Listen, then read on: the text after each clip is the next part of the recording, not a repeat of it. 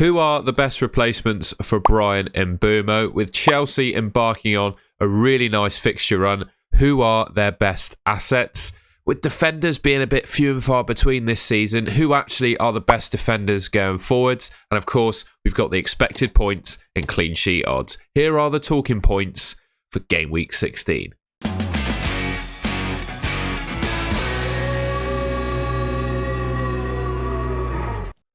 Bryan Mbeumo is first up then, and unfortunately he limped off his game in Game Week 15 with what looked like an ankle injury. We don't have any news as to how long he's going to be out for, or if even he actually misses Game Week 16. He could well make a full recovery and play. However, with the nature of the injury, I would doubt it. I'm not saying sell him immediately. I think really we need to wait for news, but I've lined up some potential replacements to replace him with.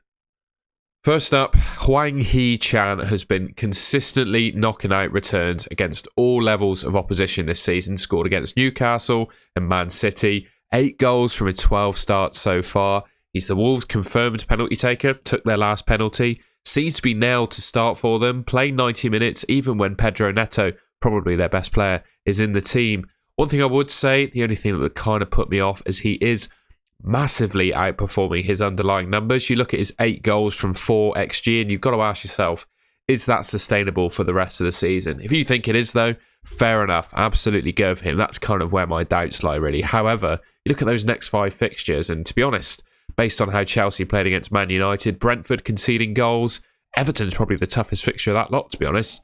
Those 5 fixtures are really nice and he could well score in each of them.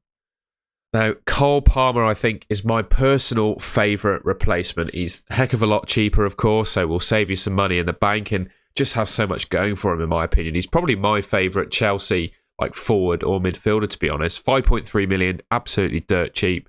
Seems to be nailed in that Chelsea team, and I think he's going to play even when Nkunku comes back. He obviously takes the penalties for Chelsea, and he probably keeps them when Nkunku's back, in my opinion. He's been taking them so well and confidently. There is, I think, the whole penalty merchant sort of vibe around him. I think it's a bit of a myth, to be honest. He's proven to be dangerous from open play. 3 assists and 1.9 non-penalty expected goals, of course, scored from open play against Man United.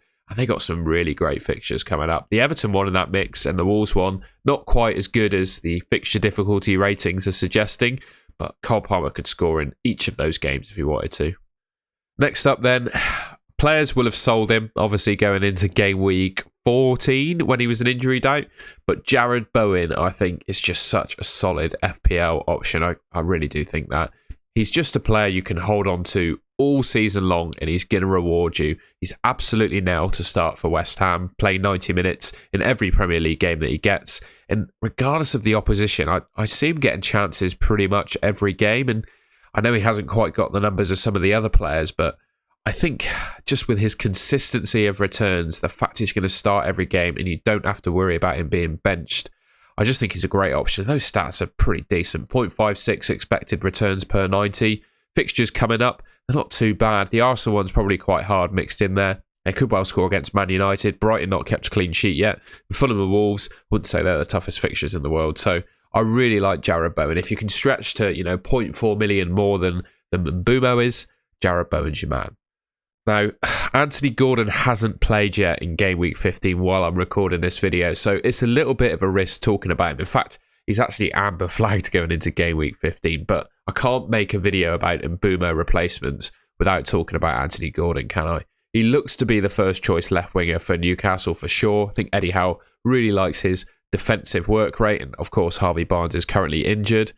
He's just putting up such strong numbers. 6 goals, 5 assists from the 12 starts he's made so far. The 5 fixtures coming up, I think he could score in each of them. Obviously, Tottenham is a tough game, but they've been letting in goals. Fulham, Luton, Nottingham Forest after that. I mean, that could be insane for Gordon. That he could well score against Liverpool as well, right? I wouldn't rule that out.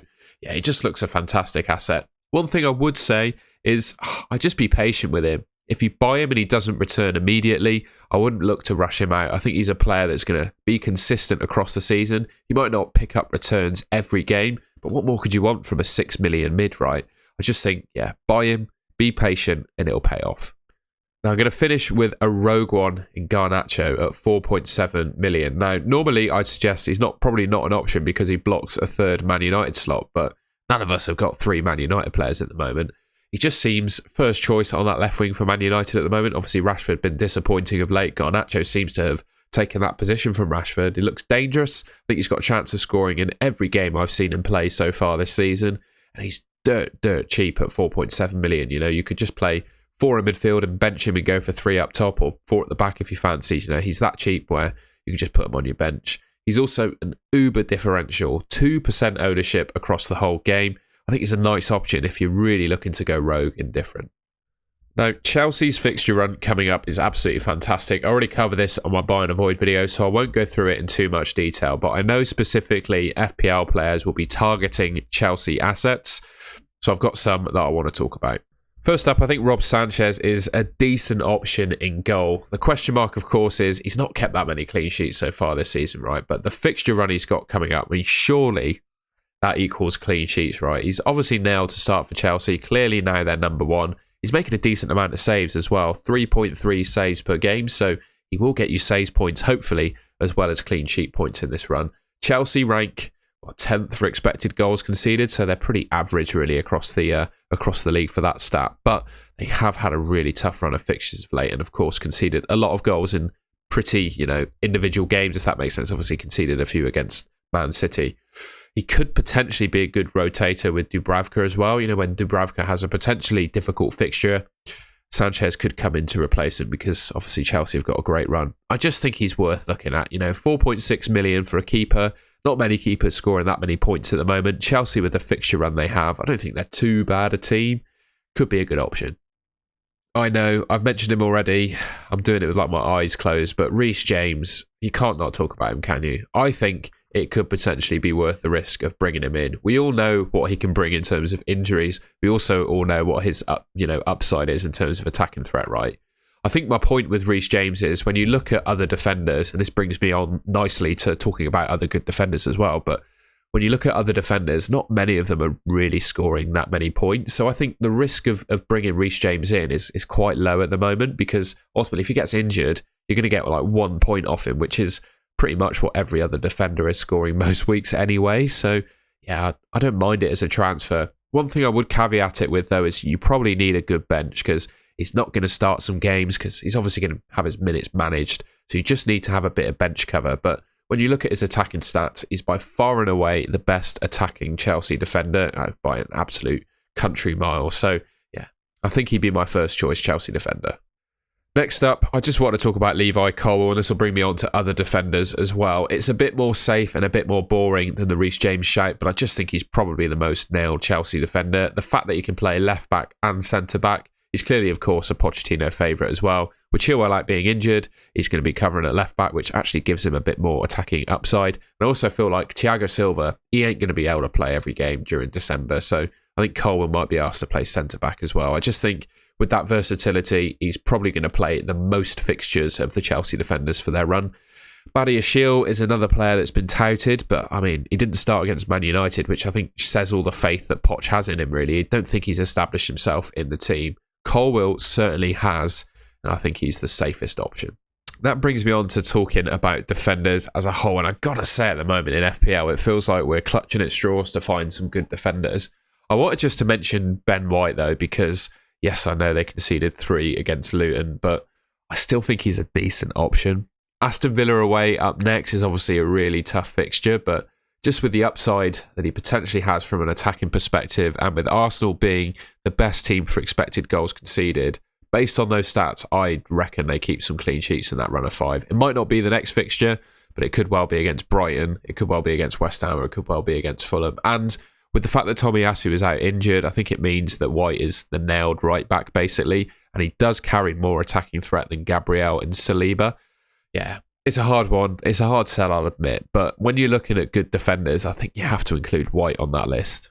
Trent Alexander-Arnold has had a really nice little run, and of course that kind of ties in with Liverpool's good fixtures, but when you look at his returns across the season, right, comparing him to, a midfielder of a similar price, counting, for Trent anyway, because he gets clean sheet points, for me that kind of counts as like an attacking return. So if he was a midfielder, he would be on 10 returns from 12 starts, which is very, very decent. And there aren't many midfielders in the game for this price tag that are even coming close to that.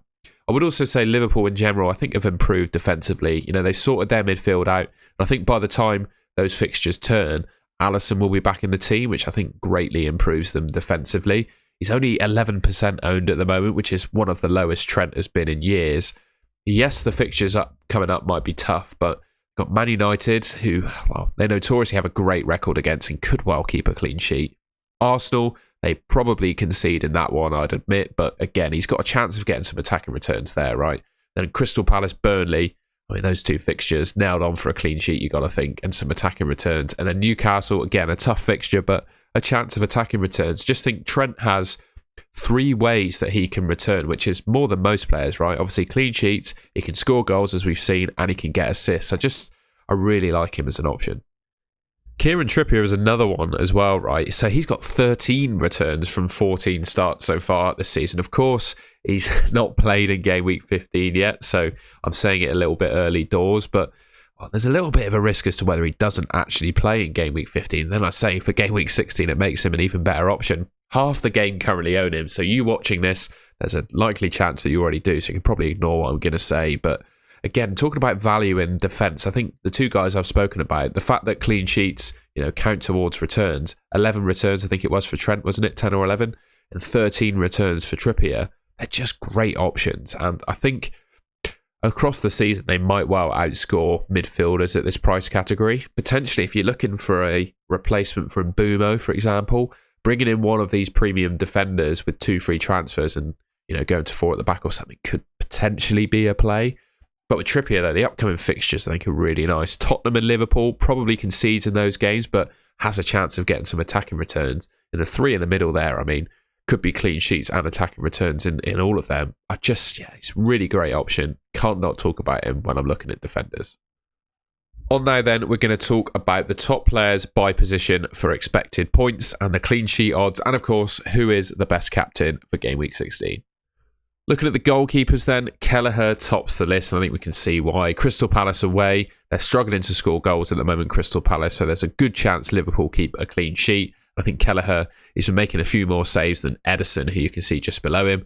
Onana in 3rd place, you got Flecken, Sanchez, Jose Sarr, who probably plays in game week 16. I think he'd probably be fit enough to replace Dan Bentley again. Leno, Raya, Martinez and Areola are the top keepers. On to the defenders, and that man that I mentioned, Trent Alexander-Arnold, tops the list. I mean, we've all seen the attacking upside that he has this season, combined with the clean sheet odds that Liverpool likely have put him at the top. See Virgil van Dijk up there as well, Walker, Dalot, Akanji, Ruben Diaz, Zinchenko, Trippier. He's just always on this list, regardless of the opposition. Maguire and Tsimikas round off the defenders. All right, then we've got the midfielders, topped by Mo Salah. I think he's going to do quite well against Crystal Palace. Rashford, interestingly, there in the second. Do you think he's going to score against Bournemouth? Don't even know if he's going to start, so it's interesting to see him up there. Foden, reasonable option. Unfortunately, blanks in game week 18, but with a potential double in 20, which needs to be announced quite soon, to be fair. If it's worth targeting, he could be an option. Heung-min Son and Mbumo, I mean, remains to be seen as to whether he's fit. We've already talked about him. Pascal Gross is a nice option, expected to be on penalties for Brighton as well. Bruno Fernandes, Bukayo Saka, Adingra and Odegaard are the midfielders. You don't need any prizes to guess who's top of the forwards list. Erling Haaland, 8.7 expected points against Luton away, followed by Julian Alvarez, so the 2 Man City forwards basically top the tree. Isak in 3rd place, followed by Watkins, Ferguson, Wissa, Hoyland, Jackson, Raul Jimenez and Gabriel Jesus are the top forwards. Quick look at captaincy. Last week, I think it was quite clear that Salah against Sheffield United on paper was the best captain. However, this week, a little bit of a tie, I would say. What I would say is I've got a feeling, right, this is just completely my theory, but with Man City being a little bit complacent and not playing so well, I've got a feeling Pep does something to shake up the team. It could well be something mental like dropping Haaland for Luton away. I mean, I think he's got that in him. I don't think there's much in it in terms of the fixture. I know Luton away, it's not an easy place to go, right? I know the old football cliche. Crystal Palace away, also not very easy to go to. I think it's quite close between Haaland and Salah, to be honest. I know I've just said that there's a chance he might not start. I think I'll be looking at the City predictors to say that one for me. If he looks like, he's got a good chance of starting, it should probably go on Haaland. And finally, a quick look at the clean sheet odds. Usually my rule with this is any team below 30%, I wouldn't back defenders to keep a clean sheet and I'd be hesitant to start them. So anything Chelsea and below basically. Fulham, 29% is good enough, I'd suggest. If you got Leno, he's probably decent to start. Got Man City there, 58% to keep a clean sheet against Luton. Will Brighton finally get one? They're 42 against Burnley. Liverpool, Brentford, Man United, Wolves, Arsenal. And of course, Chelsea are the teams that I'd say have got a chance of a clean sheet this week.